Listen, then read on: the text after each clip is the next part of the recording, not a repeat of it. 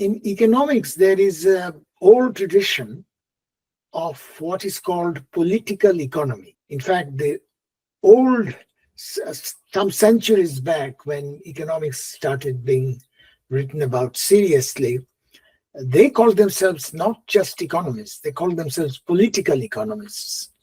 So in a sense, politics and economics are not that separate compared to what very extremely specialized economists in some parts of the United States tend to think that way, but that is not the tradition in economics. Local community, they know one another more or less, so it will be difficult to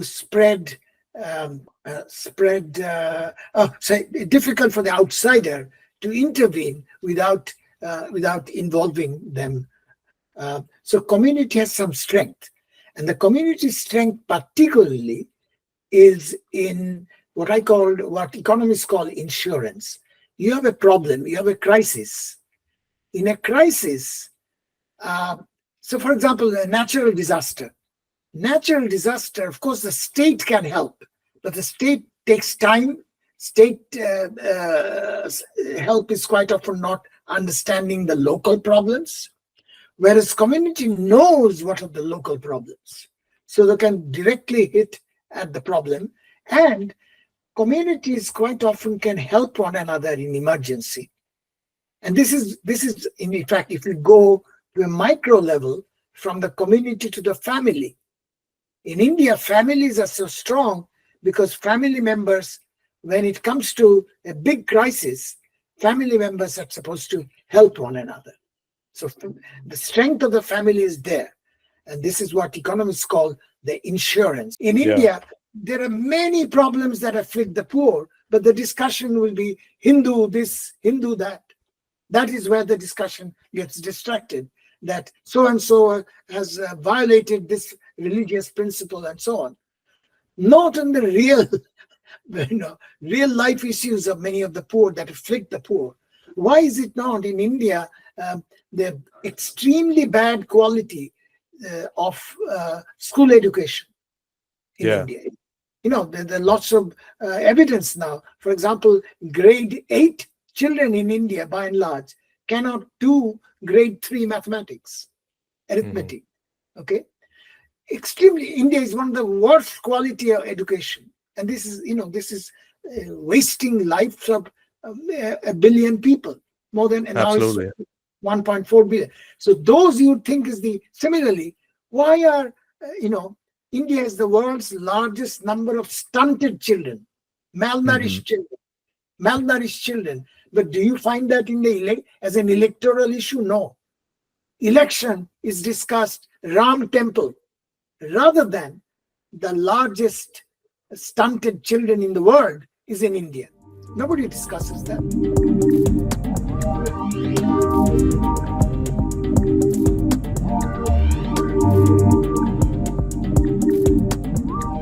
How did you come to know of my work? Yeah, so I developed this one AI program where I give it the kind of area that I care about, like deeply, and then it'll find me the people who are kind of leading the charge in those areas, who are intellectuals or people who work in that area and so on. So it kind of, your name came up in that, and then I went down the rabbit hole there. Then I read up your book and your work. I mean, so much work of yours, and then I try to kind of sample each one of them here and there, try to prepare for this conversation, and that's how I met you. I mean, thanks to AI, I guess.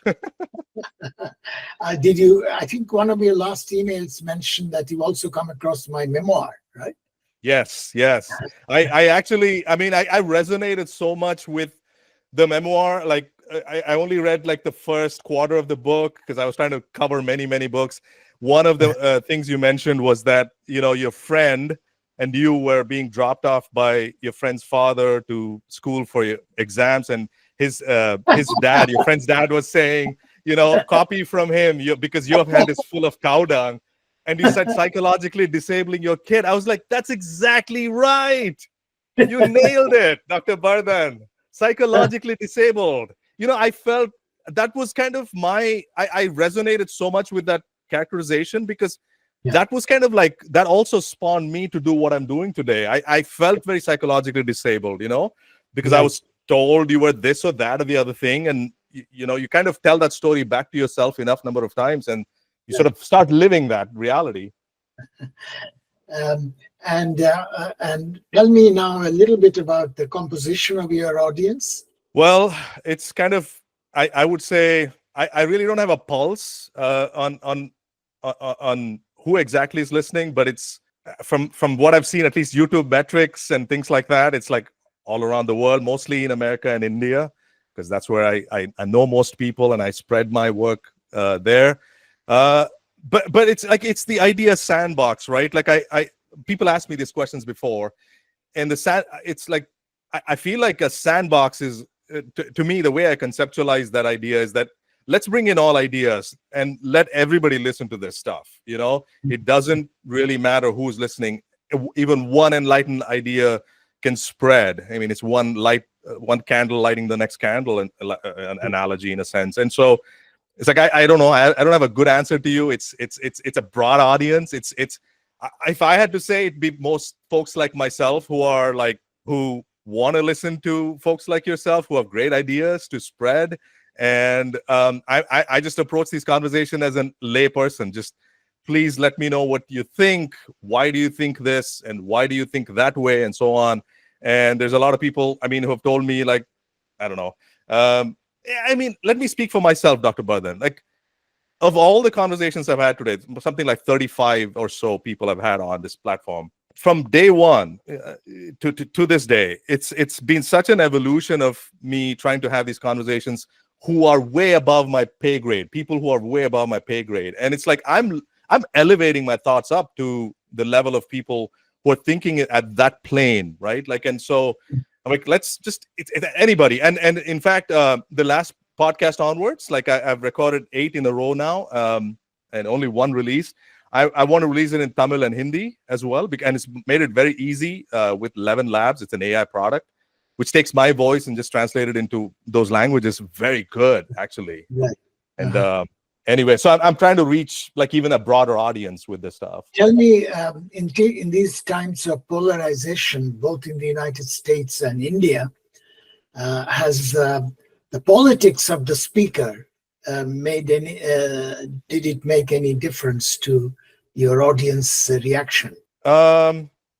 Yes, I would say at least my immediate family circle, my parents and so forth. I don't get that much engagement like a full-on YouTuber, so I don't have that much data to speak from. But I can speak at least from my immediate circles, from what I've heard. It's generally, I'll give you one example. I had a professor from Rutgers University talk about WhatsApp misinformation in India. Okay, so Yeah. it's out there. I've released it, and I got crickets. I did not hear anything back, and my sense, usually I get some feedback, and my sense is that it hit a nerve in a sense. It's like, like, and on my thumbnail, sorry, go ahead. I was going to say, India is the WhatsApp center of the world. Right. It's a Kumar WhatsApp also university. WhatsApp university, yes. Yeah, and I think it probably rubbed them the wrong way. And I'm not trying to rub them the wrong way, but WhatsApp University is a real thing. I've seen my relationship with my friends, my family, my extended family, and so on. Deeply affected by this. It's awful. It's these mind viruses spreading, and we're not characterizing them as mind viruses. We just think this is kind of like some funny thing we're looking at, but these things spread. They affect the zeitgeist, right? Like, right. It's a serious phenomenon. It's a serious phenomenon. And but most likely, Dr. Bardhan, this is my 2 cents, is that the conversation I'm about to have with you is probably going to hit another nerve as well. Because I definitely have strong political views, so right. Many people don't like those views, and so that's the reason I'm asking you. I know. I was going to ask you, like, what drives you, therefore? Like, you're kind of in the minority, especially in this space, talking about the Indian economy, and you're not speaking favorably about a lot of things. And especially you draw the line at 2014 and 2014 onwards and so on. What drives you every day, Dr. Bardhan? What is it that just No, like, I'm very worried about India, and so I occasionally write and talk in Indian media.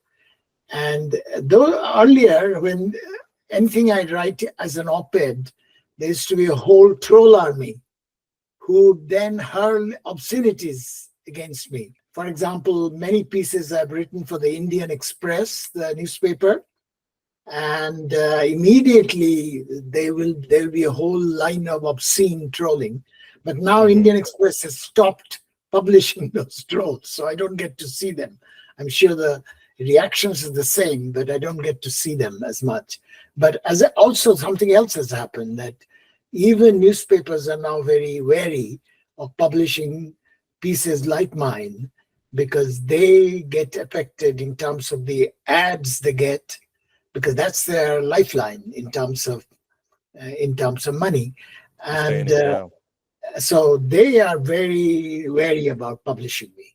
For example, a few times some newspapers say, no, sorry, we cannot publish it.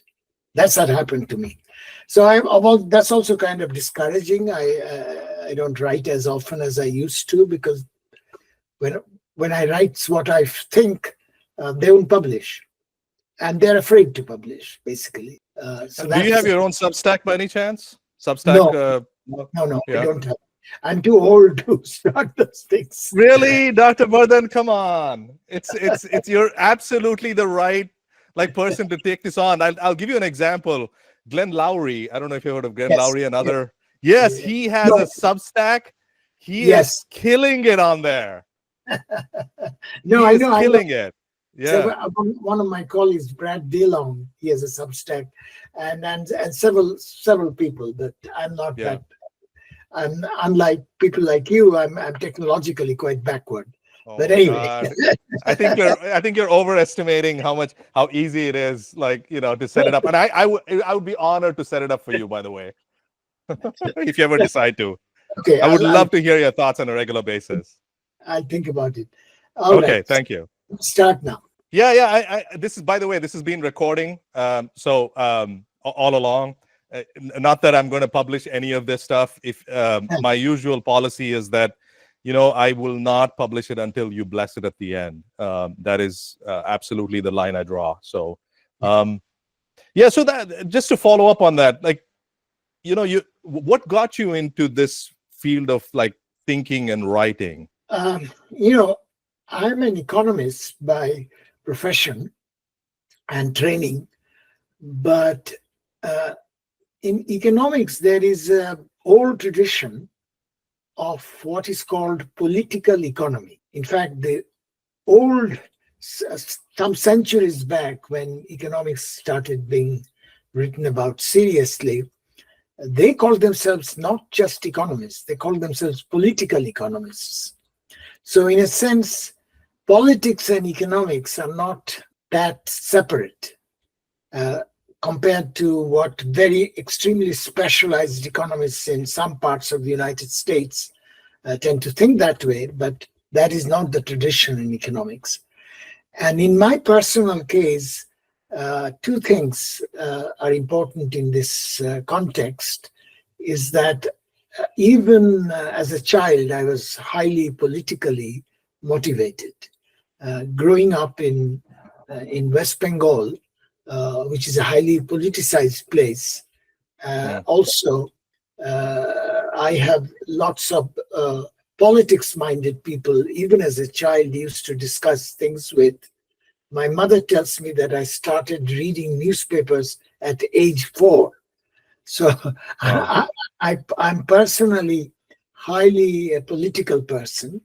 Secondly, the undergraduate college that I went to in Kolkata, the city that I'm from, those days, at that time was the best college in the whole city. But at that time, the economics department was not just economics. It was economics and political science. So when I studied economics in that college, I also studied political science. So I got my economics education, undergraduate education, quite a bit mixed with politics. So my personal background of being a highly politicized person, and then my training in economics is combined with politics. My interest has always been, so as I can't call myself a political economist. So being a political economist, I cannot but be interested in the political issues that's going on. And even in economics, those who want to narrowly specialize in economics as such, as soon as they come to think about policy, economic policy, they cannot abstain from politics, because whether a policy, what even designing a policy, etc., will depend on what kind of polity you are thinking of, what kind of political background, what is the political context in which you are going to implement those policies.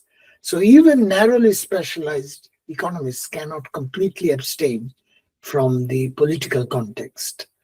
So that is the background of my being interested in the kind of issues on which I write. But I've been writing on this kind of issues for many decades now. Is it possible for somebody to be apolitical and be an economist too? I'm sure that's possible. There are, for example, highly technical mathematical economists who are trying to prove theorems, and that's the whole time they devote to, but less and less so. In fact, economics itself is changing. I would say in the last, say, 20, 30 years, economics has become much more applied than just theory. Today, just proving theorems is not enough.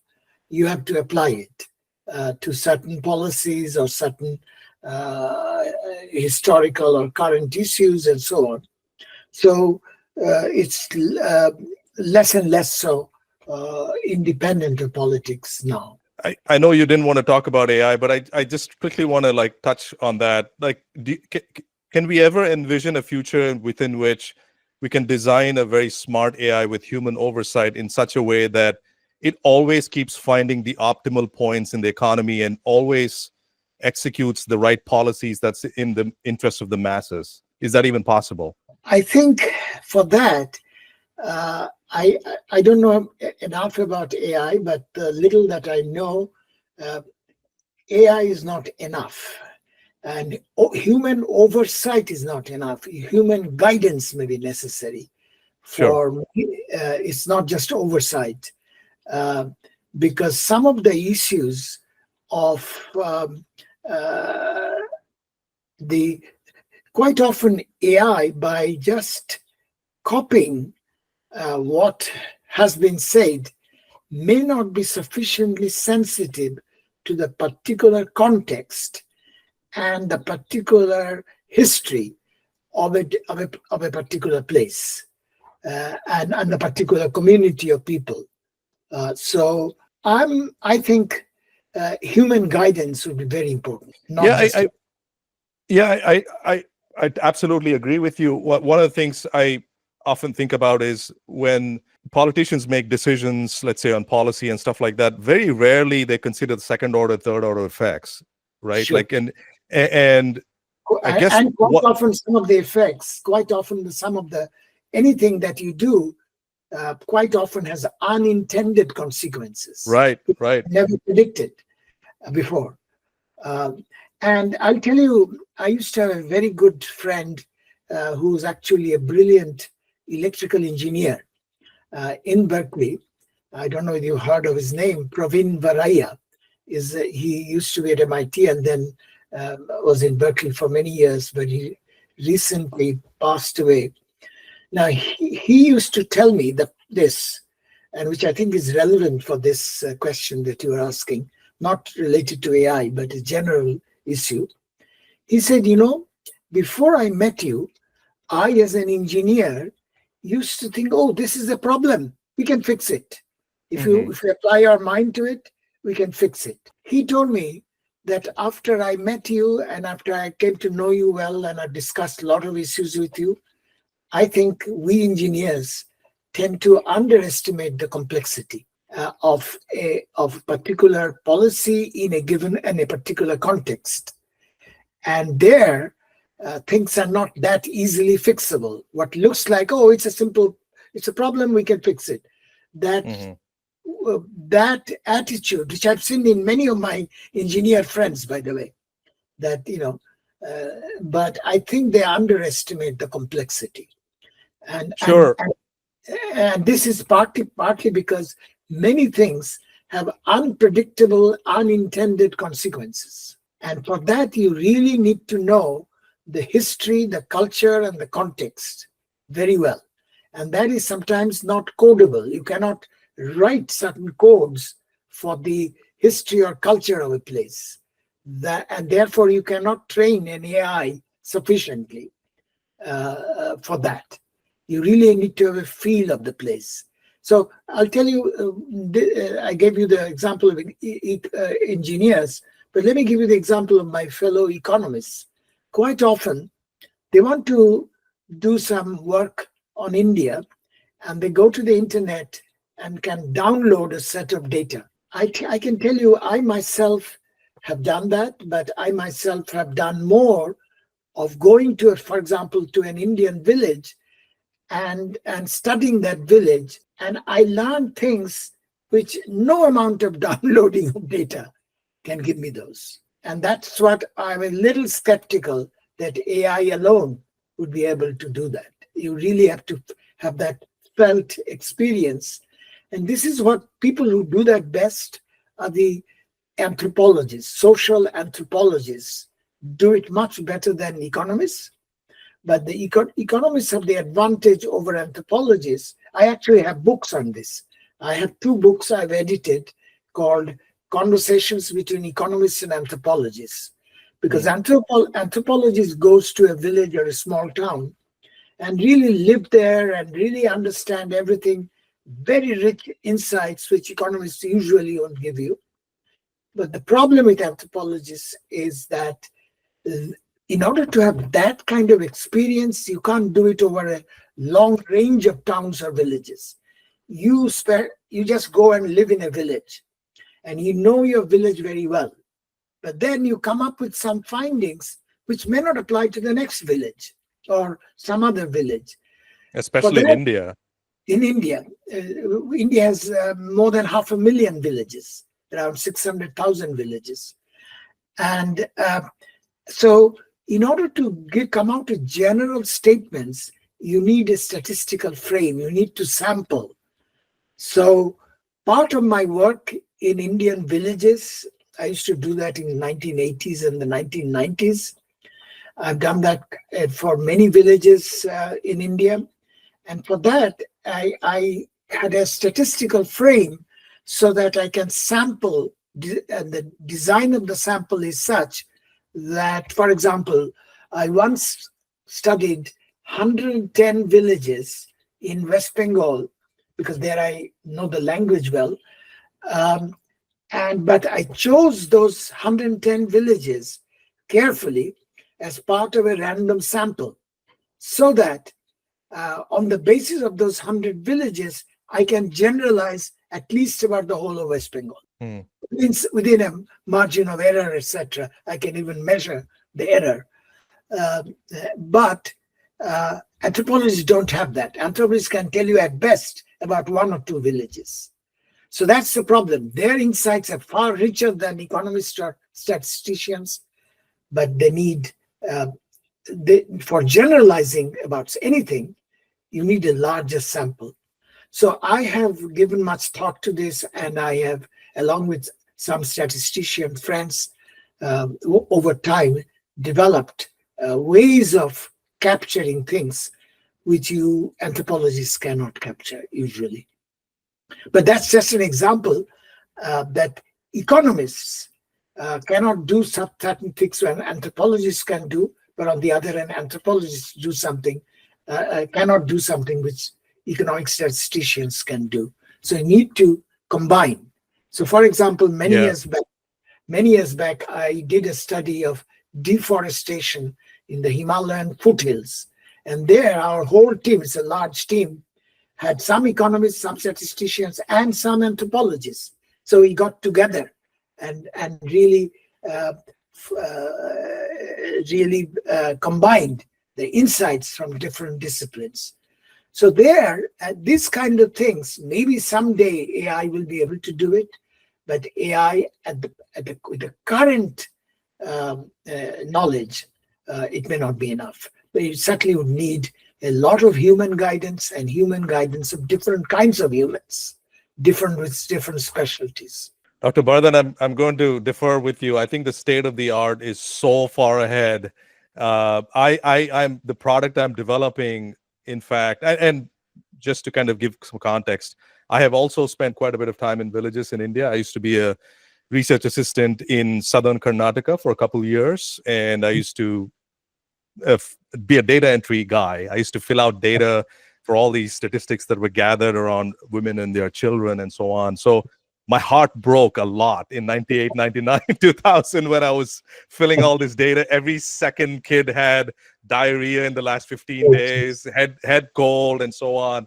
And I still visit quite often villages and other places in India. I think the state of the art. This is having spent about a year and a half roughly working on these things, and I'm so obsessed with this technology because it feels like, for the very first time, individuals can be empowered at the level of a team. If I had to do the work I do today, I'd have to have a team of interns. These interns can be spun up. That is one aspect. The other aspect is you're talking about contextual intelligence, like, based on a particular village, a particular town, the caste makeup, the religious makeup, and so on. That is also a facet of the current AI tech. Models like Anthropic, that is producing Claude Sonnet 3.5 is one of the state-of-the-art. It's incredibly empathic like a human, the way when I talk to it. It's incredibly nuanced, and it also, like, I used something called a project in preparation for you, and my God, it was like I had a tutor of Dr. Bardhan's tutor. This is what you should, And so anyway, I quite understand, and I'm sure as somebody who's as ignorant as I am AI, I'm underestimating the capacity of AI. But let me give you an example of the kind of things. Sure. Probably someday AI would be smart enough to even catch that. So in one of my village surveys as an economist, I was asking around questions, simple questions. So for example, in this village, paddy is the main crop, and it was just harvested. So I was asking around workers, landless workers, what was the harvesting daily wage rate that you received from the employer? Very soon I found out that, this question that I asked, which I thought is an extremely simple one, they must have been paid a daily wage rate, and it's very simple to know there's so many rupees. That's a simple answer. Then I found out it's not that simple. So when you go to an Indian village household, when you're asking these questions, the whole neighborhood is around, okay? And, this outsider has come and asking questions. Right. The whole neighborhood, large number of children gathering around, and the whole neighborhood is around. Then when they answered that question, how much they were paid, somehow I had a suspicion this is not the right answer. They are overstating it. That was my suspicion. That was my hunch. And then I realized why. You see, in this whole neighborhood being there, and some of these people are related to the landlord who paid the wage, okay? So they do not want to state to me the actual low wage that they were paid. Right. They can slightly raise it so that the landlord does not come off badly, okay? Mm-hmm. So then what I started doing is, I don't know, I'm saying but it's a whole team of us. So what we did, let's ask the same question in a different background. So this landless worker, when he's working in the paddy field, quite often he's alone, or at least the landlord's people are not around. So I asked the same question: what was the harvesting wage rate per day you were paid last week? This is a completely different answer. He was actually paid much less than what he told me in that household. So I caught on to that, why he's doing that. I'm sure AI would be smart enough someday to understand that. But these things require, understanding the social context, which I'm not saying AI will not be incapable of, but it requires certain nuanced understanding of the place. I totally hear what you're saying, and I totally give that to you. I think once I develop the product, and you'll be one of my, hopefully, if you're willing, if you want to try and test it out for some of the applications that I claim it will help in, I think that'll be an honor, sir. I totally agree, Dr. Bardhan, that those kind of problems, I feel like, I mean, we take it for granted. I mean, at least I take it for granted living in the West, that people are being honest and so on. Whereas you go to a context like India, you've got so many different factors playing out, right? Like you've got what will your neighbors think of you? There's a tribalistic element of it. There's a social stigma element of it. You don't want to sometimes who's answering the question. So quite often you go to a household, start asking questions. Usually the male head of the family gives you the answer. If you somehow could get the woman of the household in a different place, not in front of the male, somewhere else, you'll get a different answer. You see what I mean? I'm talking about the social context of data. Right. I absolutely agree with you. By the way, you have, I think, somewhere talked about caste and caste hierarchies and things like that in India. And this is something that I broach this topic quite often, and not that we have to talk about it. One thing I've from my readings and my experiences and so on, it feels like post 1947, we never really took the time to understand what this construct did to our society. And we never had like a mission to kind of bind society together. And those fractures and those stratifications still exist, and they further perpetuate. And a lot of bad actors. With the politics, because their caste politics sometimes get accentuated. Caste is not weaker. Caste becomes stronger in some respects. Intercaste friendship that would be considered inappropriate 20 or 30 years ago is now becoming more and more normal. This new generation is the most open-minded generation ever in regards to the caste system. In some respects, it's weaker because in a town, when you are traveling in a bus, the person who's next to you, sitting next to you, or sometimes in a restaurant, you are eating, and probably in the village context, you will not eat next to that person. Sometimes their castes are so separate. Until the 1950s, Indians from upper caste would not go to restaurants because they were afraid untouchables worked in the kitchen and could touch their food. But as India develops at a fast rate, people's mindset is changing in regards to caste relationship. But in a bus travel or a restaurant eating, you mix with all kinds of people. You don't even know who cooked the food. But in a village context, they will not even touch the food cooked by certain castes. You see what I mean? In India now, school meals, midday meals, there are now questions about who's cooking the meal. Because the Brahmin student sometimes maybe hesitate to eat the food cooked by a low-caste cook, and so on. So those things still remain, but I think those things are getting weaker than before. There are still many people who discriminate on people from the Dalit caste, even if they do not work with impure things. They believe that getting in contact or being anywhere near an untouchable is polluting, and that will lower them to the same level as the untouchables. हमारे यहाँ ऐसा होता है कि दूसरे जात का हमारे घर के जो बर्तन होते हैं ना, वो नहीं छू सकता है। और क्योंकि इसलिए मैंने अभी बोला था कि क्योंकि हम लोग मीट मच्छी नहीं खाते हैं, यही एग्जांपल आ जाते हैं ज़्यादातर, और फिर और होते हैं जो खाते हैं, तो इसलिए जल्दी नहीं आने देते हैं.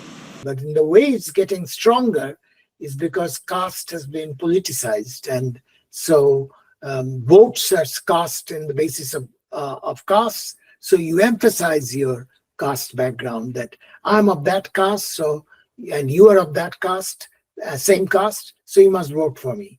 So in that way, castes are also getting strengthened. So there are forces both weakening it and also strengthening. I felt like it even in the 90s, Dr. Bardhan, I would ask my dad why we only have these in Karnataka politics, why we only had these choices that went back and forth, and it was like terrible. Like the performance was terrible. For example, and I would ask my dad, why don't we have better, why don't we have better choices? Why can't people, I was in my late teens, I was like, why can't we have better people come here and take this? He said, well, that's Vocaliga politics. Vocaliga is a dominant community in Karnataka.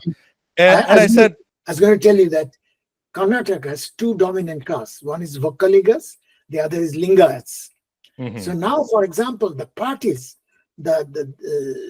are trying to get a candidate who will get much of the Vocaliga vote.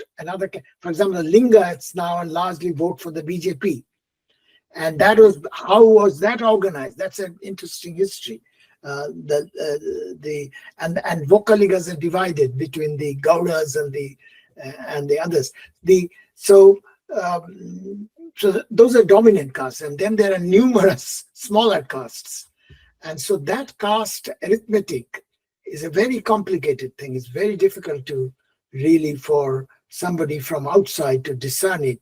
Somebody who's lived in it will have a better view of what's going on. Well, that leads me to the question, Dr. Bardhan. You've talked about these kind of political movements, I think in Taiwan and in the Scandinavian countries. There's a greater level of political consciousness or participation in these societies, and people can, like, online almost like democratically participate in their processes at the local level and so on. Can you walk me through, let's say I want to start a kind of an online movement, not a political party, an online movement that has a certain ideology, where people can coalesce with similar ideas and so on. What are the mechanics of that? What do you think? I mean, I know you talked even at the street resistance movement level, but I think, can you kind of, let's peel back and say, like, even if I want to start a movement like that, what does it look like? Yeah, well, there are several issues here. One is, of course, the big digital divide. The overwhelming majority are not, they have mobile phone now, but they're not, going back to what we were discussing about WhatsApp, they are very much moved by WhatsApp. So in Taiwan, Scandinavia, and in fact, I've also referred to Barcelona in Spain, they're having community level. So let's go back to the Taiwan example. So the last election in Taiwan, the Chinese, because they wanted to influence the Taiwanese election in a pro-Chinese, mainland Chinese direction, they bombarded the whole internet with their points of view. And in order to resist it, the Taiwanese started a small community level resistance to essentially showing that much of this is disinformation, misinformation and disinformation. And in order to do that, you need a strong, how do I say, politically conscious and highly educated. In all these cases that you just mentioned, Taiwan or Scandinavia or Barcelona, the educational level is much higher than the average community in India, even if you take a local community. And secondly, these places in Europe and Taiwan, etc., they have a strong, what I've called, I think in my World of Insecurity book, associational life, a community associations. In fact, if you go check my book, that World of Insecurity, there's a whole chapter on community. And I say community can be a very good force, community can be a very bad force. And good force when, unlike what I would say, bigger, larger bodies, like the state, local community, they know one another more or less, so it will be difficult to spread, difficult for the outsider to intervene without involving them. So community has some strength, and the community strength particularly is in what economists call insurance. You have a problem, you have a crisis. In a crisis, so for example, a natural disaster. Natural disaster, of course, the state can help, but the state takes time. State help is quite often not understanding the local problems, whereas community knows what are the local problems. So they can directly hit at the problem, and communities quite often can help one another in emergency. And this is in fact, if we go to a micro level, from the community to the family.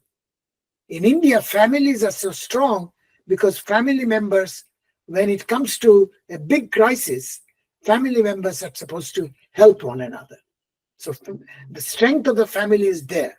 And this is what economists call the insurance. In times of risks and emergencies, there's somebody out there that will help you. In the United States, if you are alone, you are a single person alone, then not too many people will help you out.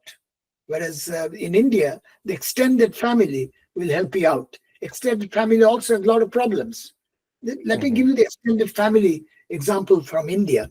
So extended family will help you out in emergencies. Even small emergencies, like you suddenly need money, they will help you out with money. Okay, but extended family have problems.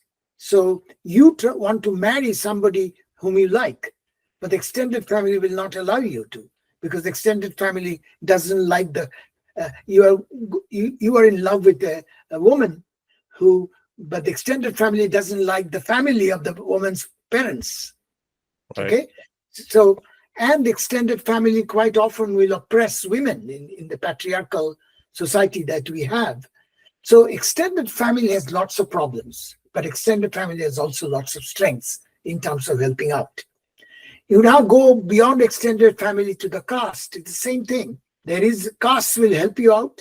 In fact, in the United States, why I often used to ask, why is it the motel business are taken over by essentially in many parts in this country by Gujarati Patels? Why choose motels, you may ask?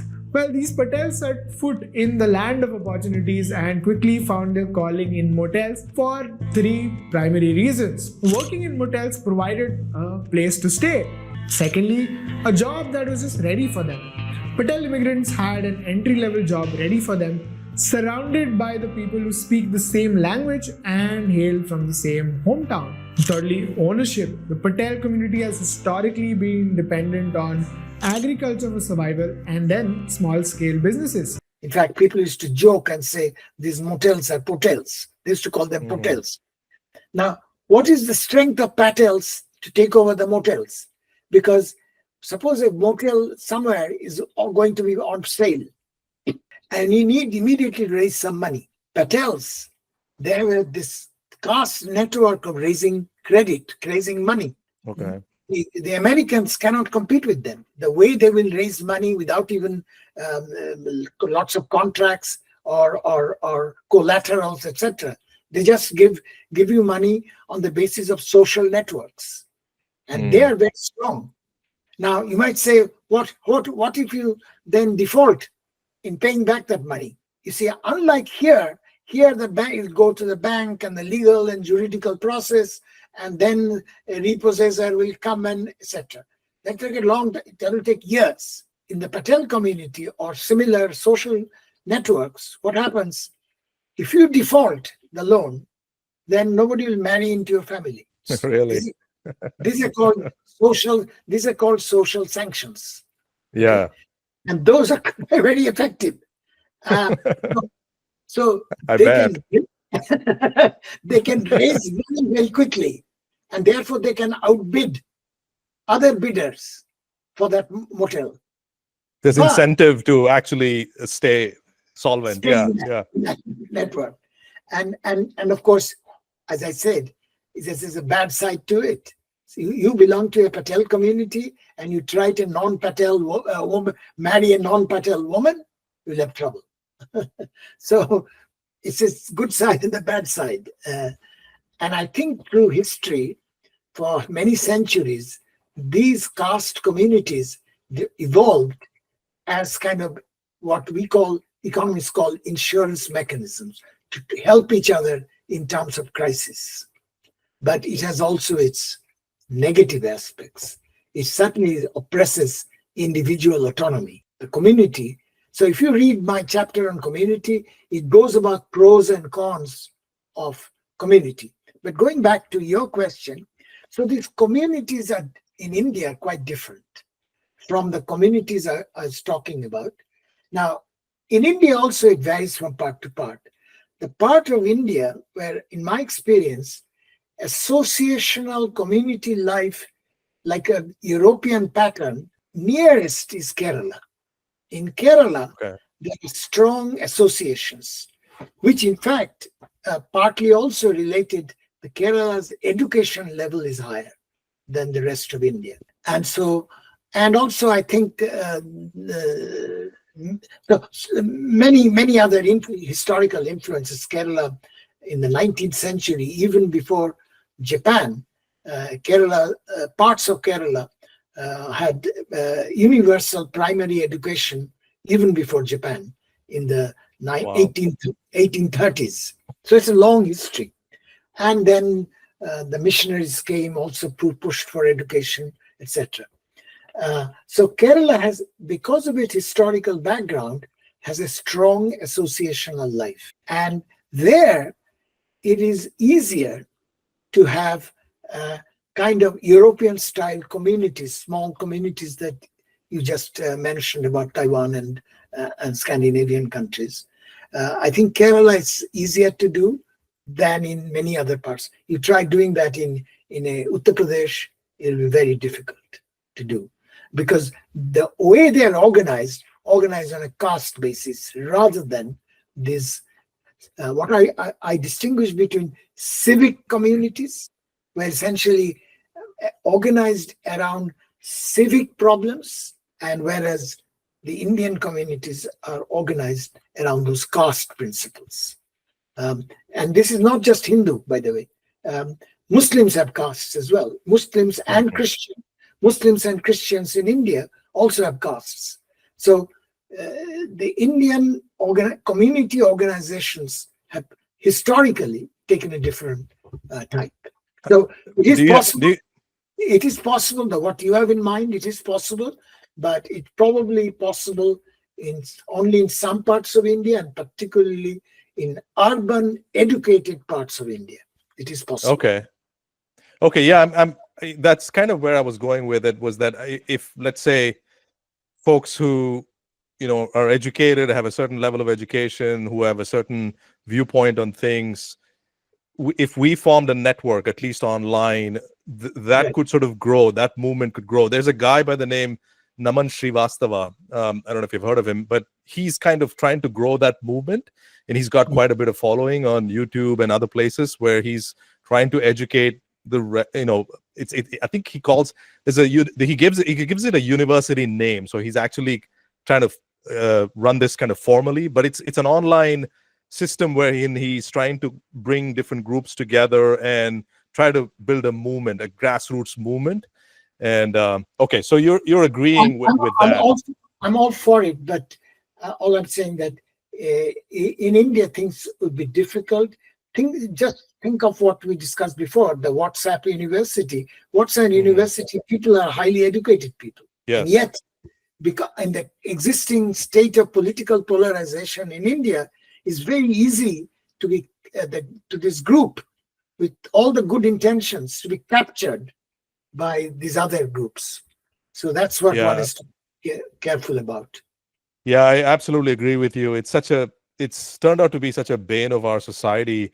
One of to your point earlier, that Kerala has this advantage that they're highly literate compared to the rest of the states. That's the same thing that Dr. Kiran Garimella was saying, was that digital literacy is something that Finland has adopted very aggressively. So you learn to type even before you even learn how to write and stuff like that. And the theme that I've been noticing over and over is the level of education needs to go up. That is the kind of silver bullet in a lot of cases. Once that goes up, it seems like it erases a lot of those negative things. Yeah, but let me also qualify that a little bit. Just look at the situation about the extreme right wing in the United States and the extreme right wing in India. Now, there's one big difference is that the supporters for Trump in the United States are less educated. By and large, the average education level is less. In fact, they're quite often Trump gets support from those who didn't go to college. So college-educated vote against Trump, by and large. Non-educated vote for Trump. So here is an example of what you are suggesting. So education level makes you a little more open, so you don't go for this extreme right wing. That is not the case in India. In India, if you look at I'm calling BJP an extreme right-wing party. So if you look at their supporters, it is not the less educated.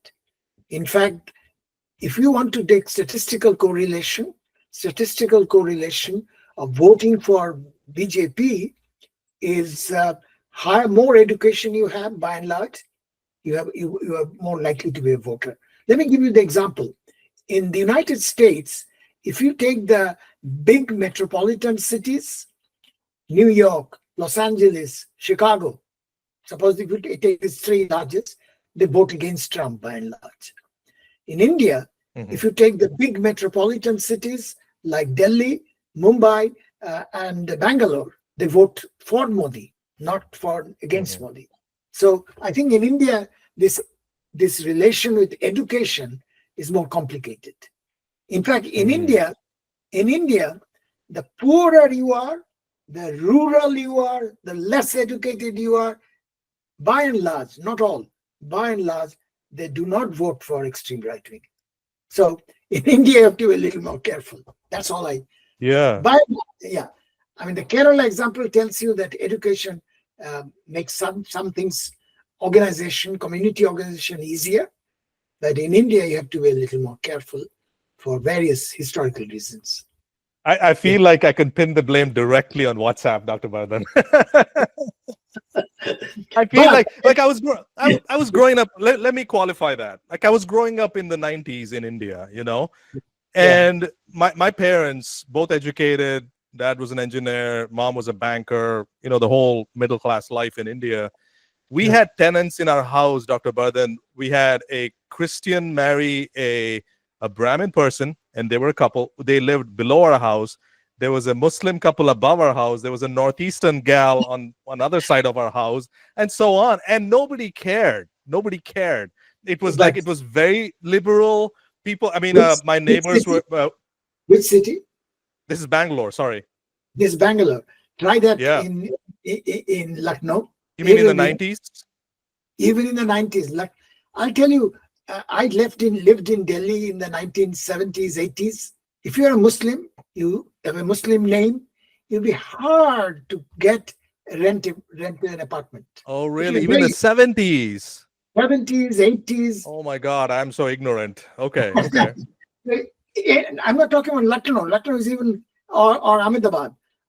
But even in Delhi, I've seen Muslim name people, running around not getting an apartment to rent as soon as you mention a Muslim name. In fact, even now, there have been some statistical studies. I can refer you to those. So what they did for renting an apartment and for applying for jobs, this is an experiment they carried out. So there is a job in which these are fake applicants. Suppose you are a social group studying this question. So you send out applications for a job or applying for renting an apartment. but very similar qualifications. Your degrees are similar, your background is similar, except your name is a Muslim name. And try that out. Same qualification, everything. Job interviews will come less often to the Muslim name. Similar qualifications. Similarly, renting apartments, they will not even call you for renting. These are today's studies. These are not going back to some decades. I'm talking about today. This has been studied now. Similar studies have been done in the United States, by the way. Same thing. They chose names which are typically black names. For example, a male first name, Tyrone, usually is not a white name. So they chose some names. In applying for the same job, they get less interviews. This has been done in the United States, and similarly has been done in India, and same problem. In India, the problem is more acute. Muslims are extremely difficult to rent apartments. So as I said, Bangalore is now a cosmopolitan city, so probably it's easier. But even Delhi, which is supposed to be a cosmopolitan city, this is a problem. Yeah, and it's almost like, sorry, go ahead. I was going to say that, yes, WhatsApp, but problem that you referred to, but it's symptomatic of something deeper. And what is that? If you had to put a pulse on it, that's at the community level, organized in a completely different. So let me give you a social historical background to this. So, and I mentioned this in my memoir. I don't mention it in my other book, but let me mention this. So when I went to Delhi, lived in Delhi for quite some years, and I met a lot of people, social thinkers, and I realized that the social thinkers are not classified. A usual way of classification, you are left, you are right. But that is not the major divide in India. It may be the major divide in Europe, but not in India. I found out very soon that the divide was in terms of how do you look at the community and how do you look at the state. And let me explain that. So I used to go to many of these salons where people like bureaucrats, policymakers, economists, etc. met and usually drink a lot in the evening. But their attitude is what I call state-centric. Namely, here's a problem, the state will try to solve it, and maybe try to fail to solve it, but they all look to the state as a solution. Okay? This is true of the left. This is also true of the BJP. BJP wants a strong, active state. Yeah. Left also wants a strong, active state. But their reasons are different. Left wants the state to be anti-imperialist and all that. And right wants the state to represent national unity, nationalistic unity. As opposed to that, think of the large number of people who are in mentality Gandhians. Mahatma Gandhi himself was very much against the state. In fact, he has written on it. In one place, he calls himself, I'm an enlightened anarchist against the state. Okay, and many social thinkers in India do not like the state. So what did Gandhi turn to? Mahatma Gandhi turned to local community. Okay, same as many of these social thinkers who think local community is where the solution lies. Okay, now local community, as I already told you, that has a lot of strengths, but local community has a lot of problems. And if you want to think about this problem, the best source is one of the founding fathers of the Indian Constitution, B.R. Ambedkar. Ambedkar, in fact, in one place, he says the local community is den of ignorance, superstition, and communalism. This is a quotation from Ambedkar. He distrusted the local community because he, coming from, at that time, an untouchable community, he has been at the receiving end of the oppression of the community. And he wanted the state and the constitution to solve those problems. So that's the basic divide. So here, those who think the state can solve or cannot solve, or at least states should try to solve, and those who think it's a community. Gandhi and followers of Gandhi wanted the community to do so. And many NGOs today, by the way, want the community to solve problems. Many NGOs. And many of these NGOs are kind of environmentalist groups. They want to resolve the problems locally. They don't believe in national development, etc. I mentioned this is a big divide, is solving at the state end versus solving at the community end. My position is somewhere in the middle. I think state can solve some problems, but state also is quite weak in some sense. So I'll give you an example of this particular issue. So as you know, Indian marriage market is a big problem. Dowry is a big problem. And this has been recognized for many, many decades. Okay. Mm-hmm. So those who wanted the state to solve this problem, 1961, the state passed a law prohibiting taking of dowries. It's illegal in India. Yeah. But today, it's 70 years from then, it's still going on rampant. Practiced, yeah. So it tells you that these kind of problems you cannot solve just by the state. You need a social movement, and that was Gandhiji was trying to do, namely solve that as part of a social movement, not through the state. But my position is somewhere in the middle. I say the state is not sufficient, but the state is necessary. State alone cannot do it, but state is necessary. And I give the example from the United States. So the United States, if you look at the racial problem, which persists even to this day, if you think about the civil rights movement in the 1960s, even before that, the Martin Luther King movement, okay, that's a social movement, right? So they were trying to change it through society, not the state.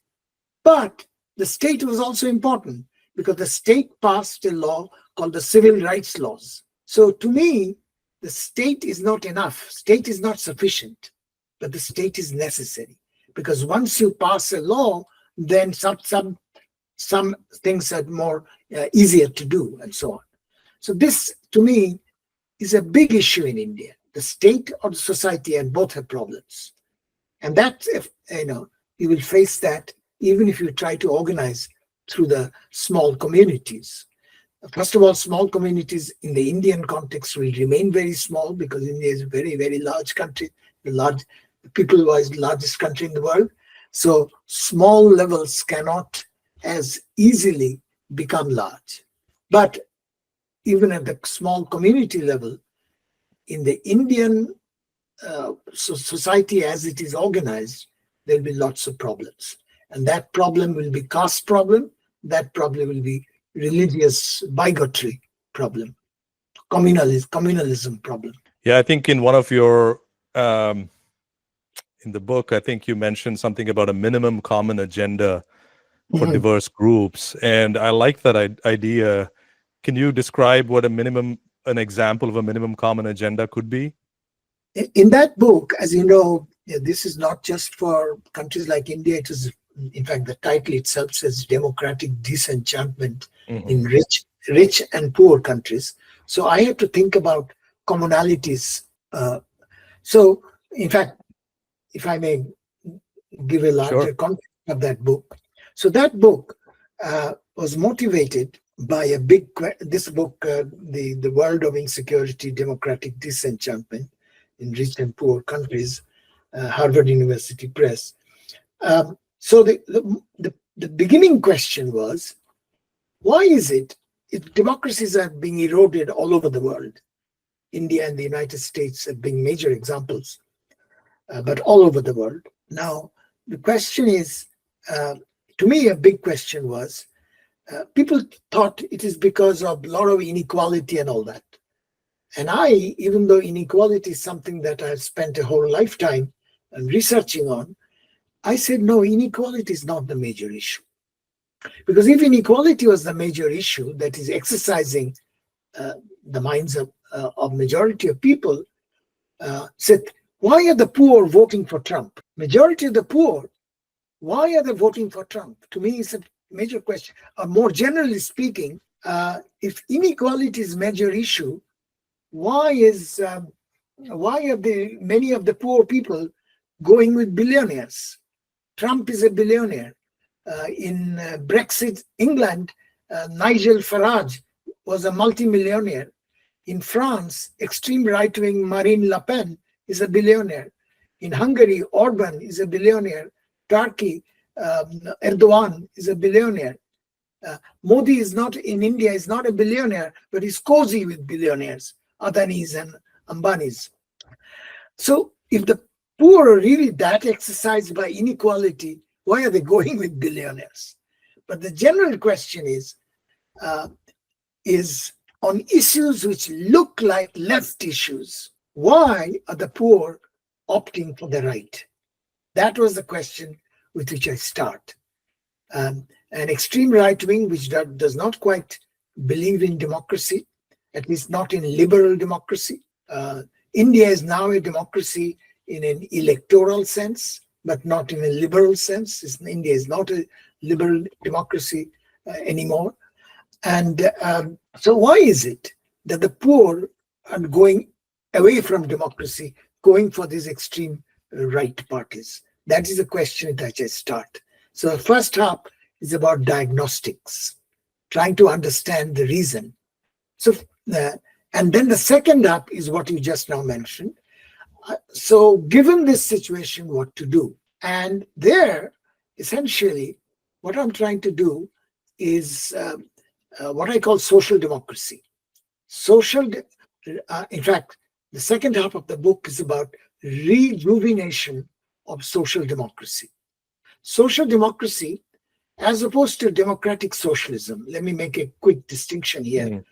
And I say people like Bernie Sanders are giving a wrong impression. Bernie Sanders, for example, in this country, calls himself a democratic socialist, but he's not.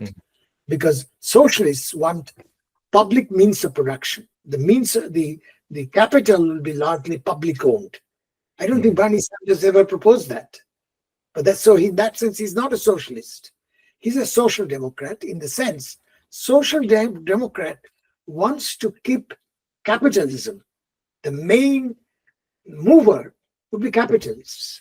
But social democrats want to modify capitalism in a labor-friendly direction. That there will be things that will be modifying the excesses of capitalism, whether in terms of helping labor or helping environment. You can modify capitalism in a direction that helps labor. And if you want, I can talk about some proposals that I make, and then also help environment. And if you now think about poor countries like India, so in India, social democracy did not have much of a base, except one state, going back to the state that I've already mentioned. Kerala has some social democracy in the sense of a lot of social welfare measures which are labor friendly. In fact, it is not an accident. Kerala, the labor organizations are much stronger than in the rest of India. And one of the problems that I discuss in my book is that one of the problems of why this poor are turning away from the left and turning to right is correlated with the decline of trade unions. Trade unions in rich countries certainly were giving some organizational strength to labor, but no longer. And there are various reasons for it. I go into those reasons in my book, but let me give you one example, one factor out of many factors. Globalization weakened trade unions. How? Well, in the following way. Suppose labor and all these years, talking of rich countries, all these years, the rich countries were getting a lot of benefit from global trade and investment. Okay. And since until very recently, trade unions were strong in rich countries, stronger in Europe than in US, but certainly even in the US, trade unions are relatively strong at that time. So there was a divvying up or sharing of these benefits of globalization between capital, and big labor. But that changed. From around the 1970s, 80s, that changed. What happened is with globalization, particularly financial globalization, gives you the capital, the weapon that suppose you are bargaining with labor and labor says, no, we are not going to accept this. You're giving us too little. The capital will then turn and say, oh, look, if you don't accept it, I'm going to go to another country. Mm-hmm. This mobility of capital made things easier for capital. Financial globalization made it easier. So around 1980s, 1990s, capital was stronger because all this deregulation of financial restrictions happened. So capital became much more mobile, and capital being more mobile has two very bad effects. One is it often leads to financial crisis, as happened in 2008 all over the world. It brings about financial instability. Why? Because suppose one problem, immediately capital flight from one country to another. So this country then collapses, the economy collapses. So that's one problem with high mobility of capital. The other, and this is discussed all the time, but the other thing that is less often discussed is that capital mobility makes labor weaker, because they can always say, look, if you don't accept my deal, we are going to go somewhere else. So labor, in fear of that, accepts the deal. So you accept a bad deal, the trade unions accept a bad deal because they have no other alternative. They cannot move somewhere else. Labor cannot easily move somewhere else. So over time, labor found out that trade unions are not serving their purpose. So they moved away. So membership of trade unions have declined in many countries.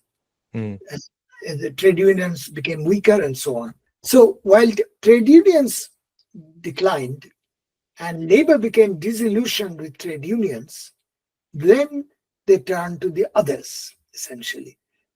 So my position is how to make capitalism labor-friendly again. And I want restrictions on mobility of capital. Just one example. But there are many other ways in which you can make labor stronger. So, for example, one of the ways that I mention in the book is make companies' governance more labor-friendly. What do I mean? I give the best example is Germany. So in Germany, many people are not aware today that if you take the large companies in Germany, the top governing board of the companies, half of that governing board are labor representatives. Oh, wow. This is not that well known, particularly in the United States. In Europe is much well. Most large companies, top governing board, half labor representatives there. In fact, one side effect of that, in the top governing board in Germany, there are more women than in the United States because there are women workers who are represented there. But anyway, take the gender issue apart. So what happens when labor has a big voice in the governance of a big company? Take, some of the huge companies, these BMW, Volkswagen, or Siemens, and all that. These big German companies, labor representatives are very strong. Now, what labor representative can do, 2 or 3 different things, and which all of these I discuss in the second half of my book. One is, one of the most important decisions a company takes is how much money to spend on what is called R&D, research and development. Okay. So what happens, much of the R&D or research and development of most companies in all over the world are devoted to new technology AI is one of them, new technology, which often is labor replacing. In other words, at the moment the job is done by workers, say middle-level workers or blue-collar workers. So now the job will be done by a machine or a robot. So R&D, research and development, is directed in that way. But there are many examples now that it need not go in that way. Technology could go in a way which is labor absorbing, not labor replacing. In fact, the person who has done most work on it is an economist who this year got the Nobel Prize. He's a Turkish economist, a friend of mine, MIT professor. His name is Daron Acemoglu. So Daron, for example, has written books and articles on that it is possible to it's not that technology will not progress. Technology will progress, but the pattern of technology will move in a labor-friendly direction, not a labor replacing direction. And can you give me an example of that? Like how if let's say a company wants to automate a lot of things with AI, that is going to take away a lot of labor intensive work. How could you balance that? How would you, in the context of labor absorption, how would that work? Okay. Now, examples would be technology which would require the machine or the robot to work in not replacing, but collaborating with the worker. Okay. And I'll not be able to give you an immediate example. Daron No, I get what you're saying. Yeah. So collaboration rather than replacement. Okay. And there are many such cases. And in fact, Daron has written a book called, I think the name of the book just came out last year, called Power and Progress. Essentially saying technology throughout, he talks about the last 1,000 years. He gives many examples where technology could move one way, could move another way. And where labor organizations were strong, it moved in a direction in which collaborating with the human becomes a very important part. So that's one example, is labor, if it's a voice in the top governing body, strong voice, then it can affect the pattern of innovations. That's number one. Number two, quite often today, in the global contexts, the negotiations that are done, the various trade and investment treaties that are done at the international level, some of which are supervised the World Trade Organization, WTO. In those negotiations, at the moment, United States, if you look at the body that represents the United States, is entirely full of corporate lobbyists, expensive lawyers representing companies. There's no labor representation. So quite often, these new global rules work against labor. There's no labor representation there. If companies, governing bodies have strong representation of labor, that will not happen. Labor will have a say in what way the global rules are formed. And the global rules will both international trade and international investment will be more labor friendly. And similarly, environmental, they will be, and it can be environmental friendly. At the moment, big corporate lobbies are the only representation in the international negotiations. And so they get influenced in one direction. A third thing that labor representation in the top bodies will help. I mentioned this, I have a whole section on this. If you look at the largest democracies in the world, India and the United States are the two largest democracies, but Indian democracy, as I already said, is not a liberal democracy. It's maybe an electoral democracy. Now, in these two democracies, one very dark negative feature of these two democracies is the influence of big money. Okay, money in election funding, to me, really distorts and quite often negates democracy. Today in India, if you want to be an MP, member of parliament, you have to have at least several millions of rupees as wealth. Poor people or even middle class people cannot run in those elections. And huge amount of money is exchanged in the electoral process. And electoral process has become essentially, I would say, corrupted. Same in the United States. United States, just money alone doesn't do it, but money has a big say in which issues get discussed, which issues become important. And so for example, in the United States, why is it the Republican Party will not discuss issues of say minimum wage? Why is it they instead, through just pouring money, they will direct the issues to be discussed on gay rights, trans rights, or immigration? Those you focus the discussion there, not focus on health care, not focus on education, etc. It's just a distraction. They're trying to distract you, is what you're saying. Yeah, exactly. So this is the same thing happens in India. In India, there are many problems that afflict the poor, but the discussion will be Hindu this, Hindu that. That is where the discussion gets distracted, that so-and-so has violated this religious principle and so on. Not on the real life issues of many of the poor that afflict the poor. Why is it not in India, the extremely bad quality of school education in India? There are lots of evidence now. For example, grade 8 children in India, by and large, cannot do grade 3 mathematics, arithmetic.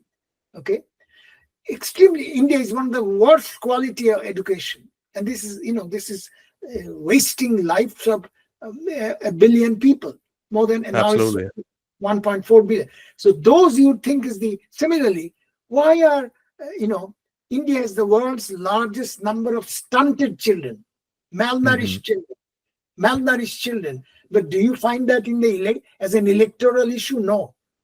Election is discussed Ram Temple rather than the largest stunted children in the world is in India. Nobody discusses that. Similarly, quality of education, that grade 8 children cannot do grade 3 arithmetic.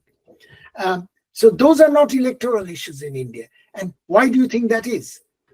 Is because money can divert public attention in certain directions rather than other directions. So big money's influence in election, to me, really hurts the essence of democracy. And sorry to interrupt you, but what is, if a politician standing for election, what does he do with that money? Is it all for campaigning? It's a lot of issues. Essentially, a lot of it's campaigning, TV advertisements. If election time, you don't have to go to villages. You go to Delhi. All the newspapers,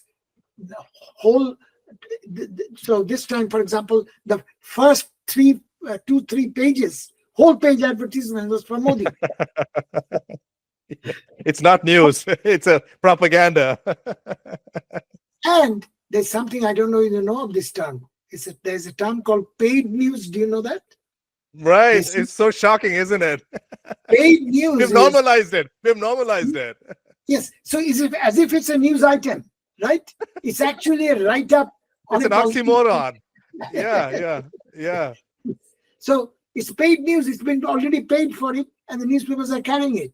So you need money for all that. And of course, it's a large country. You have to do door-to-door canvassing, etc. And so you have to pay these so-called volunteers. You have to pay them. They're called volunteers, but they have to be paid. So, for example, in the last election, I asked around, the BJP could pay their volunteers, door-to-door canvassers, 3 times as much as the opposition. Wow. Yes. And then, of course, payment is not always in money, as you know. payment is quite often in alcohol. Sure. These young people, they will not work for you unless you provide enough alcohol.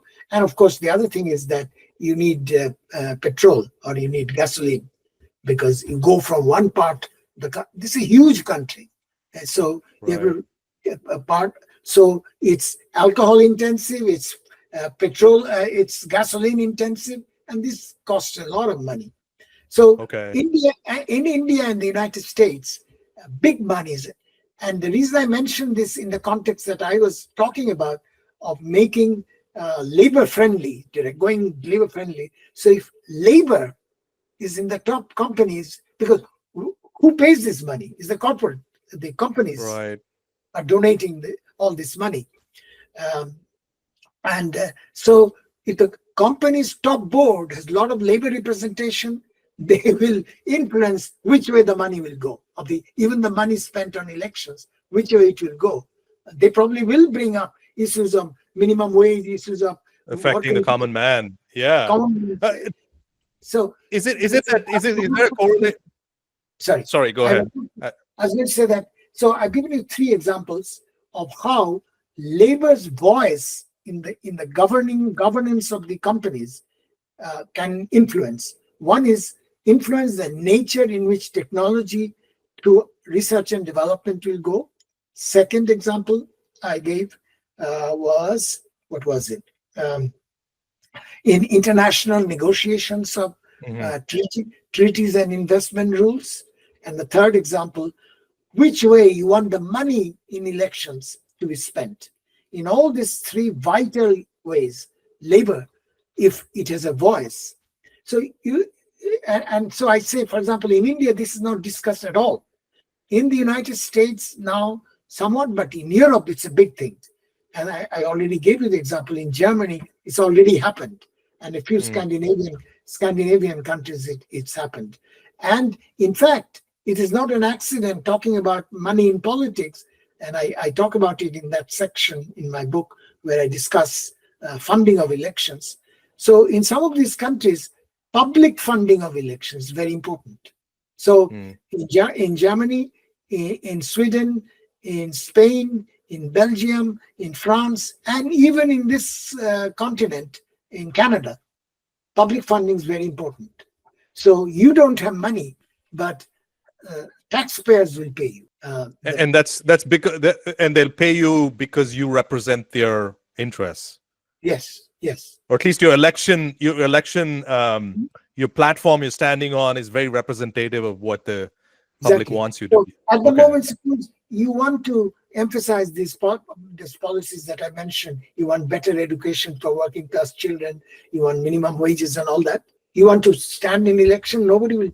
At the moment, you have no money to stand in election. You don't have the money to spend in the election. But public funding will give you as much public funding as the other candidates. So Sweden is a good example. Sweden earlier, elections used to be main money donors were companies. Now they have moved from there to mainly taxpayer funded public funding of elections. So it is possible.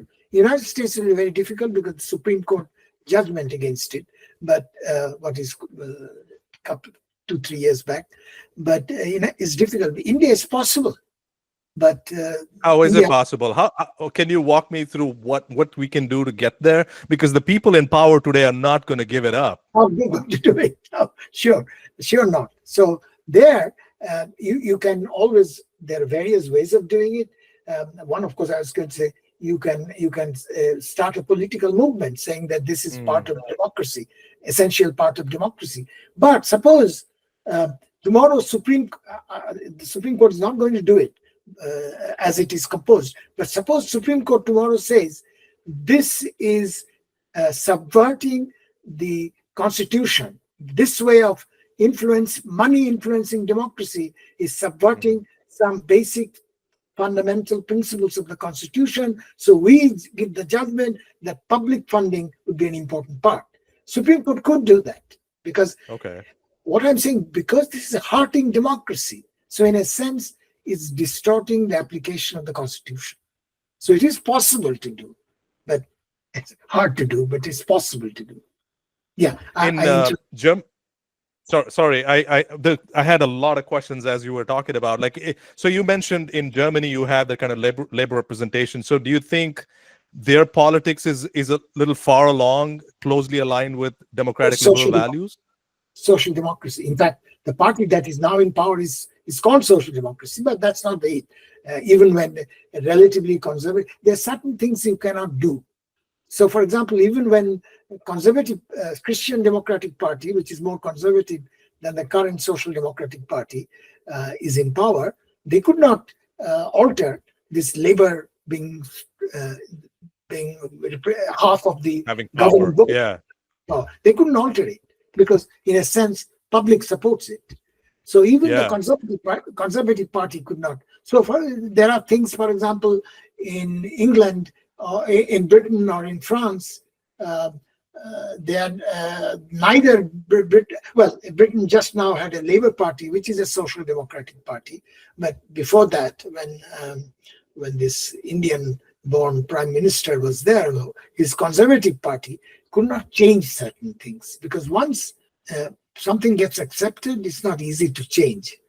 For example, in this country, Social Security, Medicare, okay, it's not easy to change.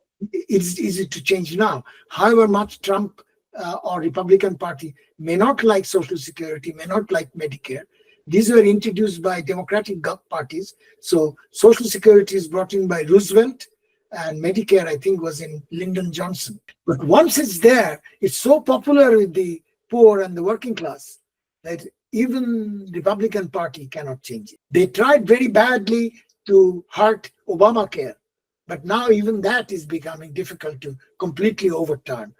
So you'll notice that even Trump is not talking about now, is not talking of overturning, when he will come to power, overturn Obamacare, the healthcare. Healthcare, Obamacare is not good enough. It's not like in what it exists in Europe, but at least it's better than what it was before. So certain things, once it is there and becomes well known by the working class and they see it helps them, then it's difficult to reverse it.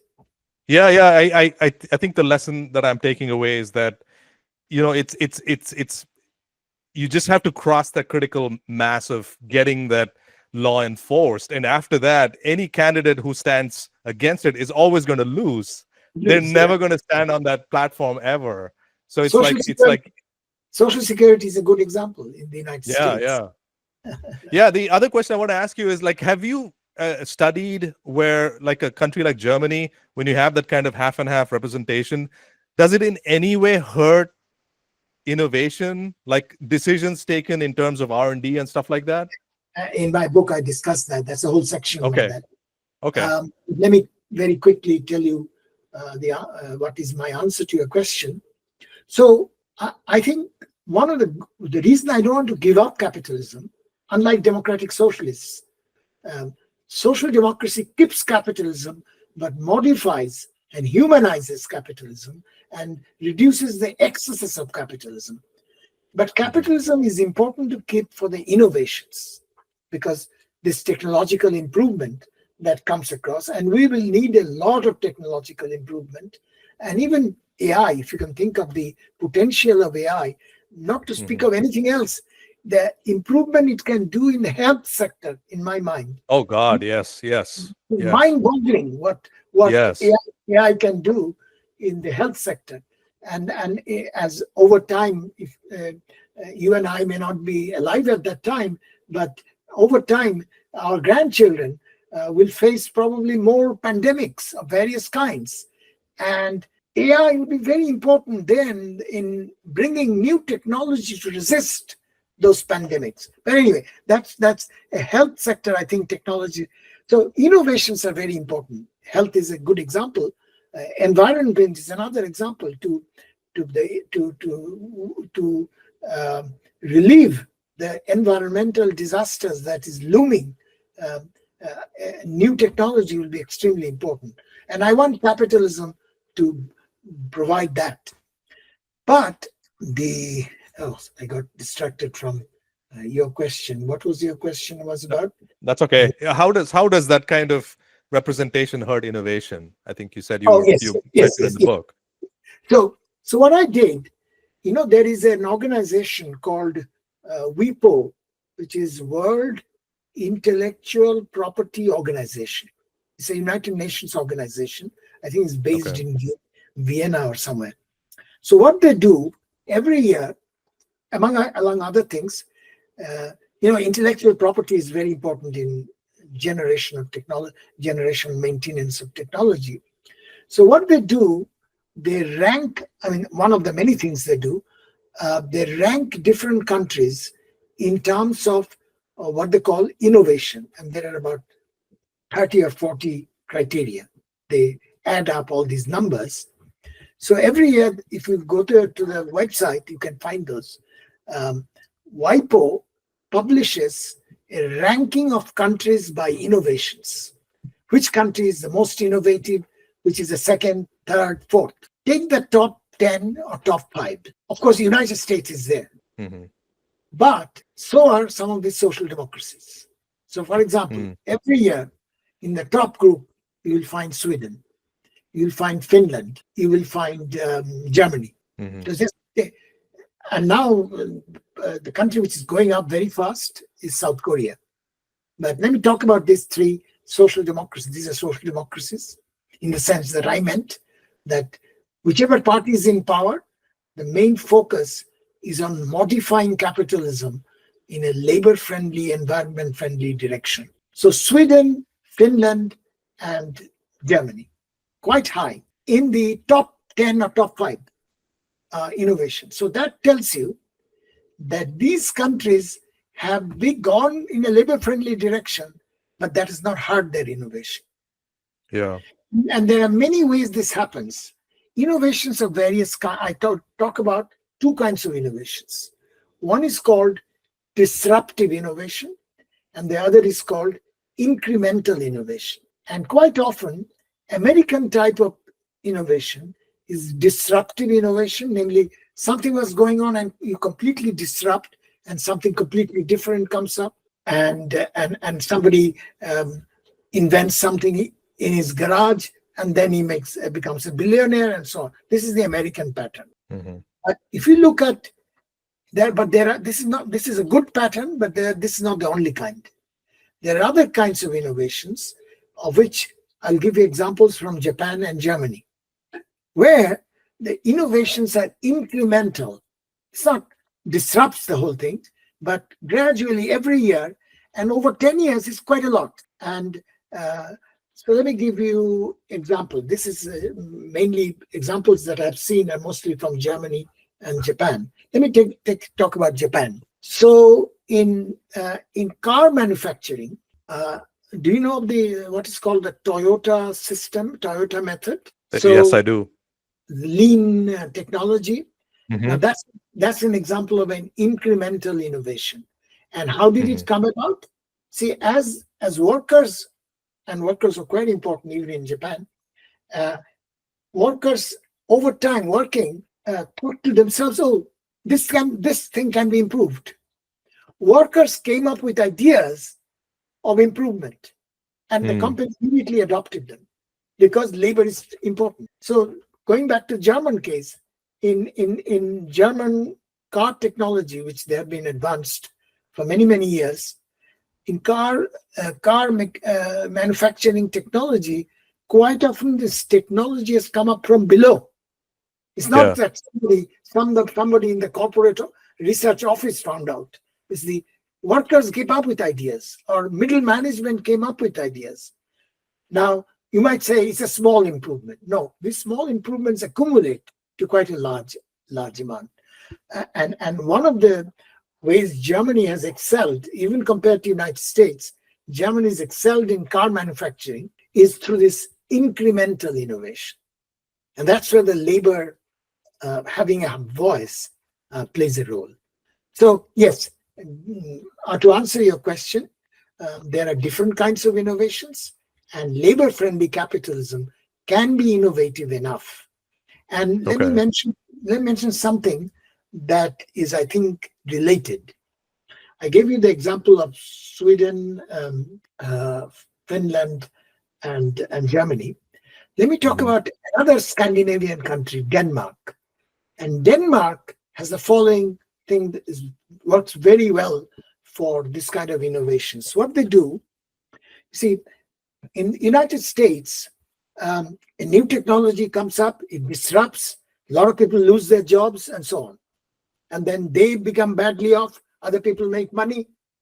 That's the system, American system. In Denmark, they welcome new technology, but what they do, they know some workers will lose their jobs. So what they do, they take care of these workers. In what way? Not just give them money when they go home. No. What they do, they say, we will put you into a reskilling operations. We'll help you in learning new skills for the new technology, retraining new technology. And meanwhile, while you learn these new things, we'll support you. So there will be bread in your table. We'll take care of it. The state will take care of it. Meanwhile, you get retrained. And after certain years, you then do the new jobs. The old jobs are they still working part-time when they're learning? Sometimes that's when the apprenticeship comes in. But in Germany, for example, apprenticeship is extremely important. But in the beginning, just training, taking classes, taking on-the-job training. There's also some on-the-job training. But the important thing is the state takes the responsibility of a worker remolding the worker for the new technology. And that way, the worker is quite often welcoming the new technology. Whereas in the United States, the worker will curse the new technology because they've lost their jobs and nobody takes care of them. So that's where the social democracy is important, because society takes responsibility in a labor-friendly direction. You don't have to give up on it, innovation or technology. That's my one whole chapter is on this. So I think there is a chapter is called the fraught relationship between social democracy and capitalism. And there, a whole section on innovations. I discuss these things. It seems like it's kind of the hybrid approach, which kind of benefits everybody. It makes sense why things work. It's sustainable. It sounds like it's highly sustainable. And I'm telling you, they are in there. It's not just for 1 year. If you take the last 20 years, these countries have been high in the innovation ranking in the whole world. If you look at these are published every year. The ranking is published every year. But unfortunately, the country that you and I are from and the country where you and I live, these two countries are not very, welcoming. Labor friendly. I think I want to be sensitive to your time too. We've been going for a while. One of the things I wanted to just bring up is that I see this sort of consistent theme in your, at least the book and some of your writings and stuff, is that I think the answer really lies in citizens taking an active role in all of this.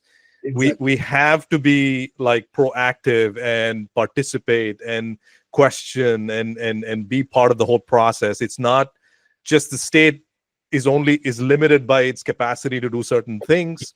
We, the people, have at the lowest level have a nuanced understanding of the dynamics of what's going on, and it's up to us to lock arms and find common ground. If there is no common ground, effing find it, right? Well, unfortunately, quite often we get distracted. Not you and I, but others get distracted. In India, religious issues, and in the United States and Europe against immigrants. Sure. Haitians are eating up your cats and dogs. By the way, Dr. Bardhan, I only want to push back on one thing. When you mentioned, even though there's inequality in America, they'll vote for a billionaire. My sense with this particular case, and I take your point, but with the Trump case, it seems more like, and I live in the Midwest, right? Like I live among a lot of blue collar folks, and I love my fellow blue collar workers in the Midwest. I love them to death. The common sentiment is that there's this sort of elitism on the left that they're sick and tired of. It's like, you might be liberal and all of these things. And a lot of these folks are like, look, I'm very socially liberal. It's like I'm as blue as it comes when it comes to gay rights or same-sex marriage and marijuana and all of these things. I don't care. It's just this kind of condescension that like drives them that direction. Very much so. And I talk about that. In fact, over time, the gulf between the white-collar liberals and blue-collar workers have become wider and wider. And this is something.